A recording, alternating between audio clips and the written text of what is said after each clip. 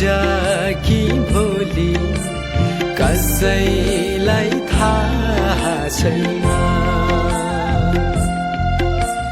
मेरा भो आमा सङ्घर्ष गर्नु प्रेमवाद दर्शनमा, बाबा प्रेमवाद दर्शनमा, युवा प्रेमवाद दर्शनमा।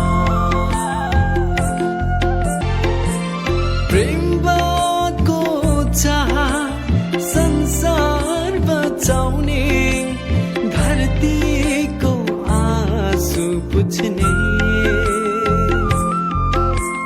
अब प्राणीको जो आबोला छन् जीवन रक्षा गर्ने।